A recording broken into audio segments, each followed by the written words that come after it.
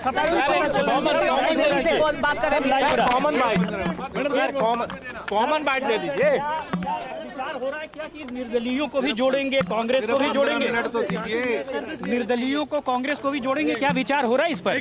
छोड़ दो भाई, छोड़ दो।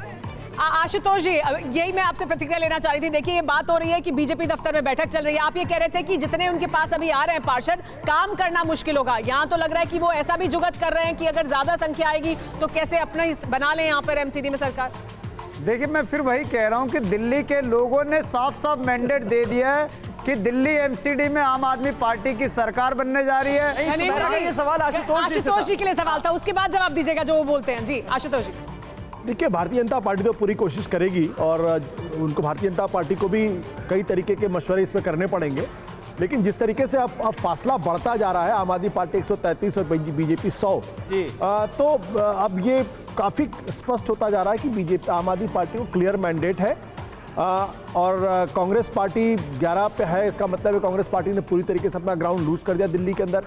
अदर्स का खाता भी कमज़ोर इस वक्त दिखाई पड़ रहा है। तो बीजेपी अगर कोशिश भी करेगी तो मुझे लगता नहीं कि भी जिस तरीके के दावे के थे मेयर हमारा बनेगा, मुझे उसकी संभावना तब दिखाई नहीं पड़ती। हाँ, अगर कोई ऑपरेशन लोटस होता है या कोई तोड़फोड़ होती तो बात बिल्कुल अलग है। आशुतोष जी, अभी 133 सीटें जो हैं वो आम आदमी पार्टी के खाते में जाती नजर आ रही हैं और देखिए कई सीटों पे हम ऑलरेडी जीत चुके हैं, तो जो भी रुझान है उससे बेहतर ही होगा। दिल्ली की जनता अरविंद केजरीवाल जी के सारे झूठों को पहचान चुकी है, वो किस तरीके से झूठ बोलने में माहिर हैं। और एक बात हम यहाँ पर ये भी मानते हैं कि 15 साल से भारतीय जनता पार्टी एमसीडी में है, तो कुछ एंटी इनकम्बेंसी रहती है, मगर उसके बावजूद भी दिल्ली की जनता एमसीडी के कामों से खुश थी। हमने दिल्ली में पार्कों में अच्छे काम किए, जिम लगवाए, झूले लगवाए, हमने हॉस्पिटल बनाए, हमने एमसीडी ने स्टेडियम बनाए, तो बहुत अच्छे काम किए। कोविड में हमने बहुत अच्छे काम किए एमसीडी ने, तो वो अपना दिल्ली की जनता ने देखा है और उसी के मुताबिक उन्होंने वोट डाला है। तो अभी मैं इस बात से पूरी तरीके से आश्वस्त हूँ कि हमारी सरकार बनेगी।